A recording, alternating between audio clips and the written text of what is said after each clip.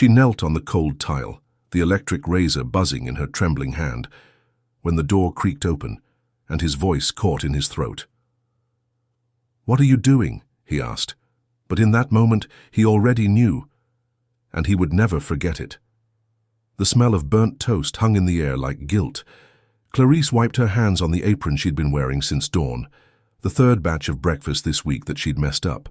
She hadn't even realized she'd been crying again until she saw the streak of salt water dripping onto the kitchen tile.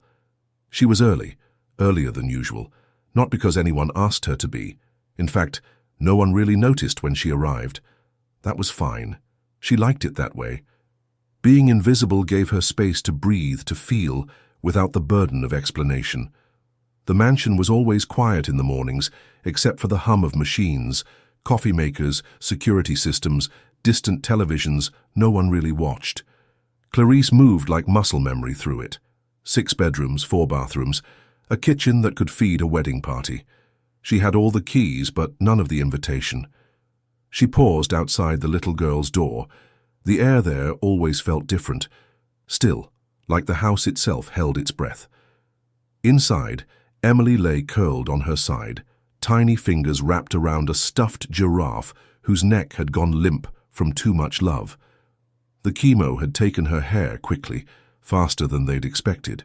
Clarice had swept strands of blonde from the pillow again and again, pretending not to notice Emily watching her with those big, knowing eyes. Clarice remembered her own child's eyes. She blinked hard. She turned away. She had cleaning to do. On the other side of the house, Damien Aldridge stared at a spreadsheet without really seeing it. His home office was lined with accolades, photos with governors, gold-framed charity awards, architectural designs named after him.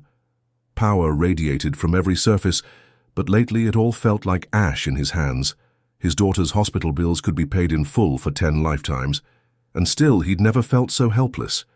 He had stopped going to the hospital months ago. Something about the smell, the sterile, suffocating smell, made him want to peel his own skin off. That, and the look Emily gave him sometimes. Not angry, just tired.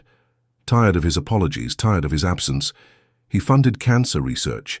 He bought the best doctors. But he didn't know how to sit still beside a hospital bed. He hated himself for that. "Mr. Aldridge," came the voice through the intercom. It was Bernard, his assistant. "You've got a 2 p.m. with the Japan team, then the AI prototype reveal at 4. Do you want to send flowers to the charity gala? You declined again." Damien clicked the button. "Yes and no, handle it." He leaned back in his chair and rubbed his temples. Somewhere beneath him, in the far-off part of the house he rarely entered, Clarice was cleaning, cooking, breathing life into a home that had become a hollow shell. He'd barely spoken to her, just a nod in the mornings, a quiet thank you when dinner appeared on the table. She was good with Emily, though, better than he was. That used to make him jealous. Now it just made him ache. Clarice was in the laundry room when she heard the soft knock. Emily stood there in her slippers, wrapped in a dinosaur blanket. "Can I help you today?" she asked, her voice thin but certain. Clarice turned, surprised. "Baby, it's okay, you rest." Emily shook her head. "I want to feel useful." Clarice smiled. "Then you already are." They folded towels together, slowly, in silence. Then Emily looked up. "Does it hurt, losing your hair?" Clarice froze for a second. Her fingers clenched the towel tighter. "I think," she said slowly, "it only hurts when people act like it should." Emily nodded, like she understood more than a child ever should.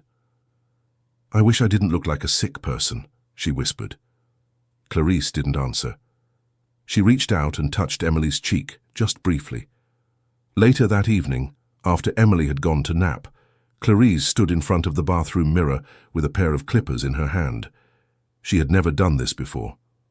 The sound startled her at first. The vibration tickled her skin. But as the first lock of her dark hair fell into the sink, something unexpected happened. She exhaled and kept going. Each pass of the clippers felt like shedding a layer of sorrow. It wasn't about pity. It wasn't about making a statement. It was about Emily. It was about showing that beauty wasn't in hair or health or how softly people talked around you. It was in choice. She didn't hear the door creak open. She didn't realize someone was behind her until she saw his reflection in the mirror. Damien Aldridge. He stood frozen. The man whose eyes hadn't held emotion in months looked like he'd just seen the world break open. "What are you doing?" he asked, voice barely above a whisper. Clarice didn't flinch. She met his gaze in the mirror. "For her," she said. He didn't respond. But something shifted. In his eyes. In the silence between them. And for the first time since this house had known illness, there was a flicker of warmth. Damien didn't move. He stood in the doorway like someone who had just walked in on something sacred, something he wasn't meant to witness, but couldn't look away from. Clarice didn't rush to explain. She held the buzzing clippers in one hand, her eyes fixed on his in the mirror.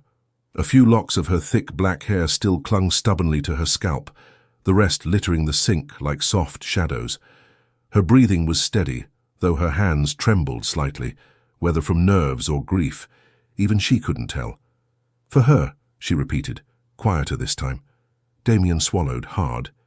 "You mean Emily?" Clarice nodded. "I don't understand." "You don't have to," she said gently. "It's not for you to understand." There was no malice in her voice, just truth. Soft, unwavering truth, and that cut deeper than any rebuke. Damien stepped forward slowly, like approaching a wild animal you're afraid to startle. His eyes, always so sharp and calculated in boardrooms, looked human. "She asked me if it hurt," Clarice said, voice thin now, cracking in the middle. "Losing her hair." He looked down at the floor. She shouldn't have to ask questions like that. Clarice finally turned to face him fully. Her half-shaved head exposed her scalp like a fresh wound. "But she does," she said, "and she's braver than either of us." The silence sat thick between them, charged with too much truth to untangle in a moment. Damien looked away. He had spent months shutting the world out, avoiding things he didn't know how to fix. He built walls made of productivity, of logic and money and distractions. But now, watching the woman who cleaned his house and cared for his daughter without fanfare stand before him vulnerable and unashamed, those walls cracked. "What made you do this?" he asked, almost afraid of the answer. Clarice tilted her head, the buzz of the clippers finally gone still in her hand. "She needed someone to look at her," she whispered, "and not see a patient, just see her." Damien's throat tightened. "I haven't been able to do that," he admitted. "No," Clarice said softly. "You haven't." He should have felt angry at the bluntness, but he didn't. He felt exposed. She turned back to the mirror and gently pressed her hand against her bald scalp. It was still foreign, still surreal, but somehow it felt like the truest version of herself she'd ever shown in that house. "I had a son," she said suddenly, quietly. 12 years old when he passed. Sickle cell." Damien's breath hitched. He used to hate when I fussed over his looks. Always said hair was just decoration. She smiled faintly. I never believed him, until now. He stared at her. "I'm sorry," he said, and for once it wasn't performative. It came from somewhere real. "I know," she said. There was a long pause. Then Damien stepped forward, close enough now to see the tiny goosebumps on her arms, the red rim in her eyes. "I can't fix anything," he said. "Not for her, not for you." Clarice looked at him. "No," she said again. "But you can try." The next morning, Emily squealed when she saw Clarice. She reached out and ran her fingers gently over the smooth scalp. "You did it," she said, breathless. "You really did it." Clarice grinned. "We match now." Emily hugged her tighter than she ever had. "Now I'm not the only alien in the house." They both laughed. From behind the hallway corner, Damien watched them. He hadn't told Emily what he saw. He didn't need to. It wasn't his story to explain. But something inside him softened, like ice melting just enough to let water trickle through. That evening, he joined them at dinner for the first time in weeks. He even brought Emily's favorite dessert. Damien didn't speak to her the next morning, not in anger, not in coldness even, but something unspoken had settled between them overnight, like smoke from a fire that had burned too bright, too fast. Clarice felt it in the way he avoided the kitchen, the way his footsteps, usually precise and deliberate, now hovered in doorways and vanished before he was seen. She didn't regret shaving her head, but she regretted being seen. She wasn't supposed to matter. Not like that. Not in his world. She had acted on instinct, on love, on memory, but now part of her wondered if she'd overstepped, if maybe she'd made him feel pity rather than connection. That was never the goal. He was her employer. She was the help. There were lines people like her weren't supposed to cross. That afternoon, Clarice stood folding laundry again when Emily appeared in the doorway. She wore a beanie today, one with tiny yellow ducks, but her eyes were bright, lively. "Daddy didn't go to work today," Emily said. Clarice looked up. "No?" "He stayed home. He just walked around a lot and stared at the pool." Clarice smiled faintly. "He's thinking." "About what?" Clarice hesitated. "Maybe about what matters." Emily crawled up onto the dryer and swung her legs. "Do you think he's scared?" Clarice paused. "Yes," she said. "I think he's very scared." Emily nodded like it made perfect sense. "I think he forgets how to be a person sometimes," she whispered. Clarice looked at the child, this fragile, fierce little thing who carried more wisdom than adults 3 times her age, and she felt her throat tighten. "He's trying," Clarice said, her voice soft, "even when it doesn't look like it." Meanwhile, in his home office, Damien stared at a drawer he hadn't opened in months. It held photos, family ones, of a woman with wind-blown hair and soft brown eyes, Emily's mother, his late wife. Her death had come suddenly, an aneurysm, nothing to prepare for, no long goodbye like Emily was getting now. That was the sick irony of it all. He hadn't had time to grieve his wife before his daughter was diagnosed. Now every emotion felt like a betrayal. He didn't know how to mourn one person while trying to save another. He finally opened the drawer. The photo on top showed Emily, age 5, on her mother's shoulders, her hair flying wild, her smile uncontained. Damien closed his eyes and let himself feel, just for a second. Then came a knock. He wiped his face before answering. Clarice stood there, her hands nervously folded in front of her apron. "Sorry to bother you," she said. I wanted to make sure everything's all right." He studied her. She looked different, not because of the shaved head, but because of how she carried it. With quiet dignity, like she had nothing to prove, only truth to offer. "It's fine," he said. "You didn't do anything wrong." She nodded. "I know." He blinked. That wasn't the answer he expected. He thought she'd backpedal, offer some apologetic platitude. But she stood her ground, kind and firm. "I didn't do it for approval," she added. "I did it because she needed to see someone choose her, without fear, without hesitation." His throat closed up again. "You don't have to explain," he said. Clarice's eyes didn't flinch. "I'm not explaining. I'm telling you what love looks like." That struck him like a slap wrapped in silk. She turned to leave. "Wait," he said suddenly. She stopped. He looked like he wanted to say more, but the words got stuck somewhere behind his ribs. "Thank you," he said finally, "for being braver than me." Clarice nodded once and disappeared down the hallway. That night, Damien sat on the edge of Emily's bed. Her breathing was light, rhythmic, her small chest rising and falling under the duck-printed comforter. "Daddy?" she mumbled, half asleep. "Yes, sweetheart." "You saw Miss Clarice's hair?" He smiled. "I did." "She's cool," Emily said dreamily. "Yeah," he whispered. "She really is." He watched her for a while. Then he made a decision. The next morning, Clarice arrived to find the dining room table set. Not by her. Fresh waffles, strawberries, whipped cream, a mug that said "Number 1 Dad," mismatched and clearly stolen from Emily's tea set. Damien stood behind the stove wearing an apron over his designer shirt, looking completely out of place. Clarice raised a brow. "Is this—" He cleared his throat. "My turn." She smiled, faintly amused. "Didn't take you for the syrup and waffle type. Desperate times." Emily peeked out from the hallway and giggled. It wasn't a grand gesture, but it was real. That was the spark. 2 days later, Emily fainted in the garden. She had only been outside for 10 minutes, picking sunflowers and humming quietly to herself, but her body had become fragile like tissue paper in rain. Clarice was the first to reach her. She caught her just before her small frame hit the stone path. Damien was on a call when he heard the scream.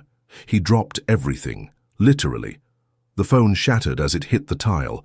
When he burst into the garden, Clarice was cradling Emily in her arms like she weighed nothing, tears streaking her cheeks, but her voice calm, soothing, measured. "It's okay, baby. I've got you. I've got you." "Get the car," she barked at him, eyes sharp with command. And for once he obeyed without hesitation. The emergency room was a blur of bright lights and tight waiting chairs. Emily was stable. They said it was exhaustion and low blood sugar. Normal for her condition, but still terrifying to witness. Damien sat hunched in a stiff hospital chair, head in his hands. Clarice sat beside him, upright, silent. "I should have been with her," he muttered. "I should have watched her." Clarice didn't argue. She simply laid a hand gently on his shoulder. The touch startled him more than he expected. He wasn't used to being comforted, especially not by someone like her.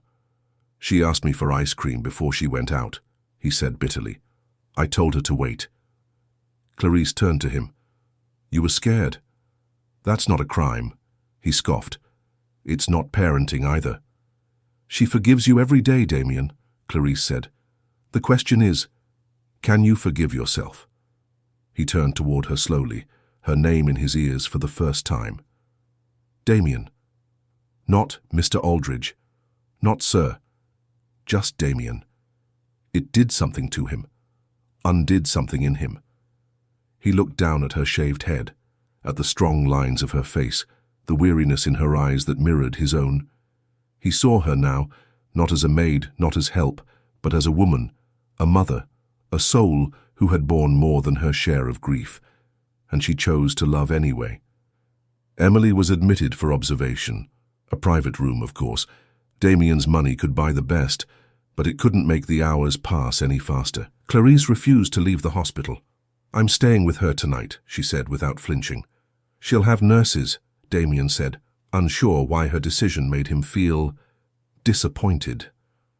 "She'll still wake up afraid," Clarice replied, "and she needs to see someone who chose to be there."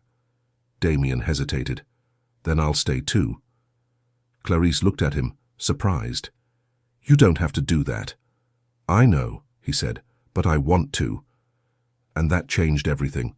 The couch in the hospital room was laughably small for a man of Damien's size, but he made it work. Clarice sat in the reclining chair beside Emily's bed. They watched her sleep as the IV dripped rhythmically into her tiny arm.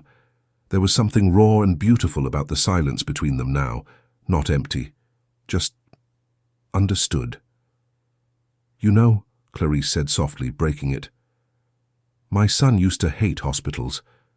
Damien turned his head. "What was his name?" "Jalen." She hadn't said it out loud in years. Not like this. He had this little Spider-Man blanket he took everywhere, even when the nurses teased him, said real boys didn't need blankies. And what did he say to that? Clarice smiled. "He said real boys don't care what other people think." Damien chuckled. "You talk about him like he's still around."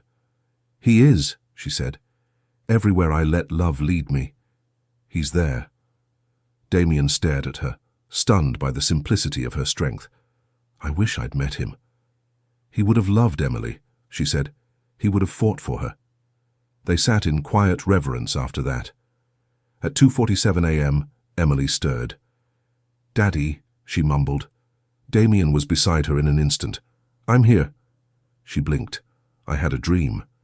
"Yeah?" "You and Miss Clarice were both bald," she giggled. Clarice laughed softly. "Guess I started a trend." Emily reached out her tiny hand. One to each of them. They took it.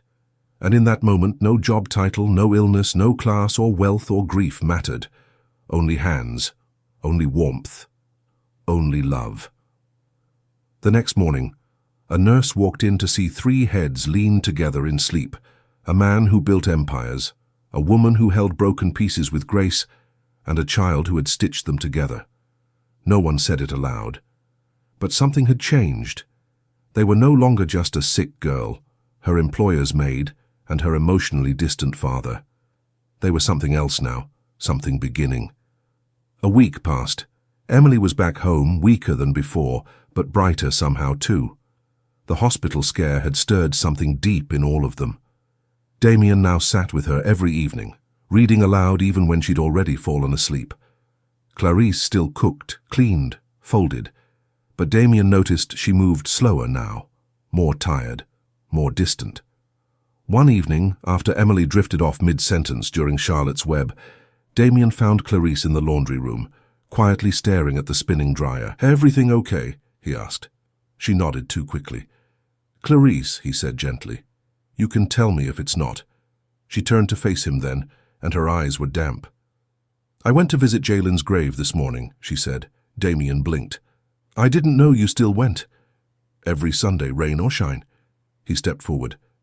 "You never told me how I know he had sickle cell, but—" She sighed and sat on the edge of the laundry table, folding her arms.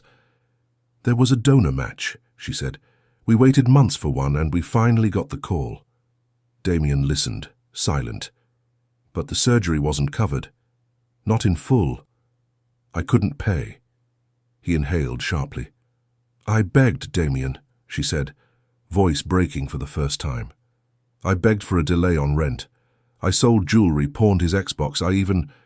I almost went to a loan shark." She looked away. "I was too proud to ask for help, too ashamed to admit I couldn't give my boy the one thing that could have saved him." Damien closed his eyes, and by the time I finally swallowed that pride, he was gone. The words hung in the air like fog, thick, heavy, unable to be moved. "I couldn't save him," she whispered. Damien stepped closer. "You did," he said. "You saved him every single day you chose him over your pride. You gave him love when the world gave him struggle." Clarice shook her head. "I gave him everything except a future." Damien reached into his back pocket and handed her something, a crumpled receipt from his wallet. It was the ice cream Emily had asked for the day she fainted. "I missed this," he said. "I missed my moment too." They stood there, grief pressing against both their chests, not competing, but colliding in recognition. "You're not invisible anymore, Clarice," he said. "Not to me." Later that night, Clarice sat on the porch alone. The moonlight traced soft patterns on the tile. She could hear the wind nudging the leaves and the faint hum of crickets rising like a choir of memory. Damien joined her with 2 mugs of tea. He handed her one. "I never thanked you," he said. Clarice didn't look at him. "You don't have to." "I want to," he insisted. "Not just for Emily, but for holding this house together, for holding me together." Her throat tightened. "You don't owe me gratitude," she said. "Just honesty." He took a sip of tea. "That's harder than I thought." She finally turned to look at him. "I know." There was a long pause. Then he said, "Emily's mom, she died in front of me." Clarice froze. "We were in the car," he continued. "I made a stupid joke. She laughed. Then she stopped laughing, just like that." He exhaled shakily. "People think money prepares you for loss. It doesn't. It just gives you better flowers at the funeral." Clarice reached out slowly and placed a hand over his, and in that gesture, all the things they hadn't said found peace. A few days later, Clarice walked into Emily's room to find her asleep beneath a soft fleece blanket, a familiar one. She gasped. It was a red and blue Spider-Man blanket, faded at the edges. She turned, eyes wide. Damien stood in the doorway. "I tracked it down," he said. "You once mentioned it had a patch with a lopsided J sewn in the corner." Clarice moved to the bed and gently turned the corner. There it was, that same crooked letter, stitched by a child's hand. How did you find it? It was donated after he passed. I made a few calls, searched old thrift stores, got lucky. She held the blanket to her chest like it was air. Thank you, she whispered. Every piece of love you gave him, Damien said, now lives here too. They stood in silence as the blanket connected two children, two parents, two stories. It started with pancakes, fluffy ones, slightly burnt at the edges, just the way Emily liked them. Clarice flipped them while humming an old gospel tune. Damien set the table, clumsily pouring orange juice into 3 mismatched mugs. Emily, now stronger, sat wrapped in the Spider-Man blanket, her beanie slightly tilted. Daddy, she asked, pointing to the food, did you really help make this? Offended, Damien replied, placing a hand on his heart. Clarice gave me strict instructions. I only messed up 2. Clarice smirked from the stove. 3. He raised his hands in mock surrender. Harsh crowd. They ate slowly, the morning sun casting a golden warmth across the dining room, something this house hadn't felt in years. Emily was still weak. Her voice cracked now and then, but her smile, that was fierce. After breakfast, she fell asleep on the couch, snuggled between them, head resting on Clarice's shoulder, tiny feet draped across Damien's lap. Neither of them moved, not because they couldn't, but because they didn't want to. That afternoon, Clarice found Damien in the garden. He was digging, actually digging, with a shovel, in expensive loafers. She stared for a moment before asking, "Did the world end and no one told me?" Damien wiped sweat from his brow. "We're planting sunflowers. Emily said they make her feel taller." Clarice laughed. "You know they grow 10 feet high, right?" He grinned. "Then we better get started." She bent down beside him, took a handful of seeds, and together they pressed each one into the earth. The silence between them had changed. It no longer spoke of grief. Now it hummed with possibility. That night, Damien knocked on her door. Clarice opened it, slightly surprised to see him out of his usual routine. "I thought we could talk," he said. "Not about Emily, just talk." She nodded and stepped aside. They sat in the small den where she sometimes read after work. It was filled with second-hand books and quiet comfort. "You built a world in this room," he said, running a finger along a worn spine. "It feels more alive than the rest of the house." "I guess I needed somewhere to breathe," she replied. "Somewhere to remember I was more than just someone passing through." "You're not passing through anymore," he said, voice low. She met his eyes, startled. "Am I not?" she asked. He hesitated, then said, "You've been the one holding us all together. I didn't see it at first. But now, I don't know how we ever lived without you." Clarice exhaled slowly. "I'm still grieving, Damien," she whispered. "So am I." They sat in that fragile truth together, not rushing to fix it, just holding it. The following Sunday, Clarice didn't go to Jalen's grave. She sat on the porch with Emily instead, braiding string into bracelets. "You sure it's okay?" Emily asked. "Missing your visit?" Clarice smiled. "I think Jalen would be happy I stayed. He always said I was bad at making friends." Emily giggled. "You're not. You're my best one." Clarice blinked back tears. "You're mine too, sweet girl." Damien stepped out, holding 3 cups of sweet tea. "No tea for me," Emily announced. "Doctor said no caffeine."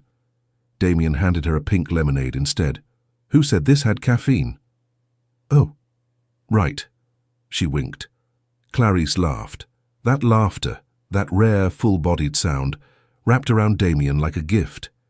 He hadn't realized how much he needed to hear it. That evening, after Emily had gone to bed, Clarice stood at the sink, humming. Damien leaned against the counter. "You've changed this place," he said. She turned to face him. "So have you." He shook his head. "No, I've remembered it. What it could be. What I lost. What I want to build again." There was a beat of silence. Then, softly, "With you." Clarice's breath caught. She didn't answer. She didn't need to. Her eyes said enough. He reached for her hand and held it, not possessive, not demanding, just there. It started with a phone call. Damien had stepped out during Emily's routine checkup, answering a number he hadn't seen in over a year. "Damien, it's Caroline Winslow, board chair." Damien rubbed his temple. "Caroline, what can I do for you?" "I heard about your daughter. I'm so sorry. But I also heard something else. About your maid and your relationship with her." His jaw tightened. Caroline continued, voice syrupy but sharp. "There's talk, and it's not great for optics, especially with the gala next month. The Aldridge name means something." "I'm aware," he said coldly. "Then I'd advise discretion. You can help people like her, but don't confuse charity with companionship. It's messy." He didn't respond, just hung up. That evening he came home later than usual. Clarice was in the garden, watering the sunflower shoots. The moment she saw his face, she knew something was wrong. "You okay?" she asked. He hesitated too long. "Fine, just a long day." She studied him, the stiffness, the distance creeping back into his voice. "You sure?" He nodded without meeting her eyes. "Just tired." But when he walked away without kissing Emily goodnight, she knew he was retreating. The next morning, Damien avoided her altogether. Clarice stood in the kitchen, arms folded, watching the coffee brew. Her chest ached. By mid-afternoon, she found him in the office. "We should talk," she said. He didn't look up from his screen. "About what?" Her stomach dropped. "About us." He sighed. "Clarice, maybe we moved too fast." She blinked. "I don't want to complicate things," he added. "Emily's getting better. We found a rhythm." "A rhythm?" she echoed, her voice tight. "Is that what this was?" "Clarice—" "No, say it," she cut him off, her voice trembling now. "You're ashamed." "That's not fair." She took a step closer. "Then what is this? Because a week ago, you were holding my hand and telling me I changed your life." His eyes flickered. "You did," he said. "But it's not sustainable. There are optics, reputations, expectations." The words hit like stones. Clarice's breath hitched. "So I'm a liability." "Don't twist this," she let out a bitter laugh. "I'm not twisting anything. I've lived this script before. I was good enough to clean your home, to raise your child, to bleed beside you, but not good enough to stand beside you." Damien said nothing, and that silence was the loudest thing she'd ever heard. She nodded slowly, her jaw tight. "I gave you everything," she whispered, "and I let myself believe, for one moment, that someone like me could belong in a place like this." Her voice cracked. "But I was just the help, right?" Damien's face contorted, guilt rising. "Clarice, please." "No," she said, stepping back. "Don't say another word." She turned and walked out. He didn't follow. Emily noticed almost immediately. "Why didn't Miss Clarice tuck me in last night?" "She's busy," Damien lied. Emily frowned. "She always has time." When Clarice didn't show the next morning, Emily sat on her bed holding the Spider-Man blanket like a shield. "She's not coming back, is she?" she whispered. Damien knelt beside her. "She's just taking space." Emily turned away. "I liked our family better when it was broken with her than perfect without her." Clarice stood at her apartment window later that night, staring out into the dark. The silence inside her home felt deafening. No Emily's giggles, no burnt pancakes, no sunflower roots to tend. She wrapped a shawl around her shoulders and let the tears come. It was foolish to hope, foolish to believe she could be anything more than a chapter in someone else's healing. She reached into her closet and pulled out Jalen's Spider-Man blanket and held it like an apology. Meanwhile, Damien stood in his office, staring at the picture of Emily on her 5th birthday.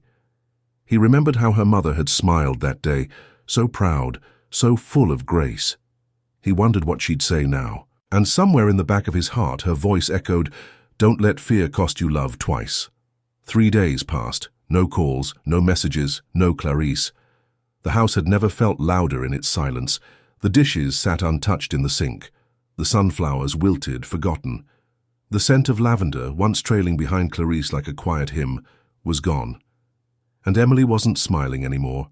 She didn't ask for waffles. She didn't braid string or hum while drawing. She just sat quietly on the couch, the Spider-Man blanket wrapped tightly around her, as if she could keep Clarice nearby, wrapping herself in memory. Damien had been wrong before, but never like this. Clarice stood in the grocery store, staring blankly at the same can of tomatoes for 5 minutes. She wasn't hungry, but going home to an empty apartment felt worse than standing in a too-cold aisle surrounded by strangers. She kept replaying his words. There are optics. Maybe we moved too fast. This isn't sustainable.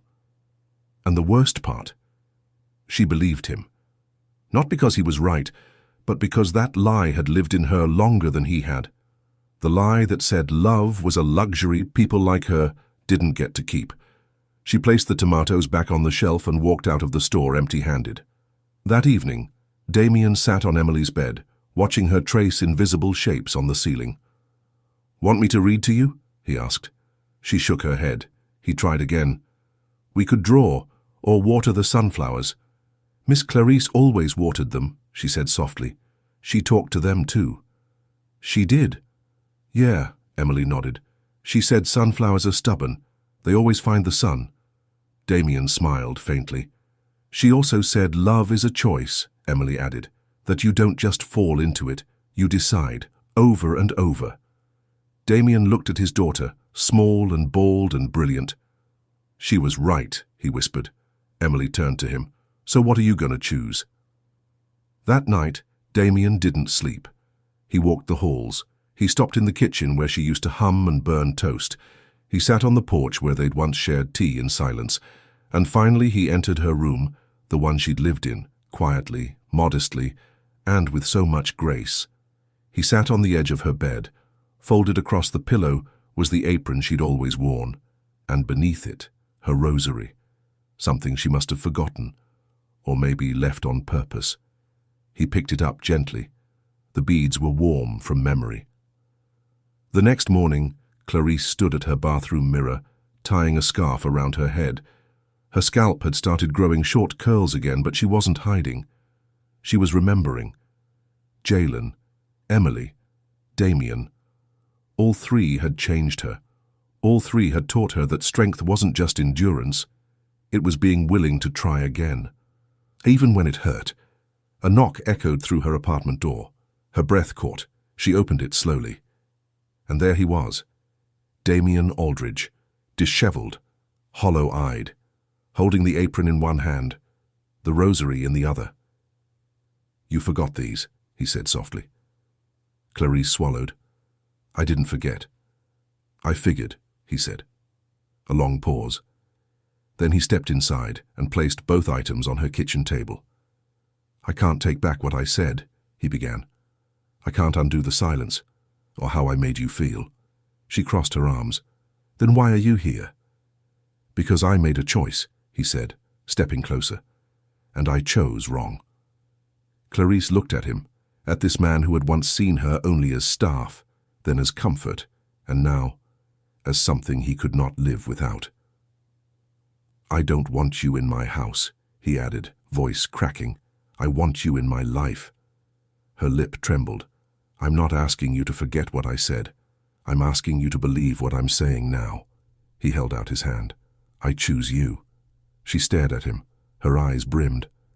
"And I'll keep choosing you," he said, "even when it's hard, even when people talk, even when I'm scared, especially then." She took one step forward, then another, and finally placed her hand in his. "I'm not perfect," she whispered. "I'm not either," he replied, "but I want to build something that is." They stood like that, in her tiny apartment kitchen, no wealth between them, just choice, and the kind of love you earn. 3 months later, the house no longer smelled like silence.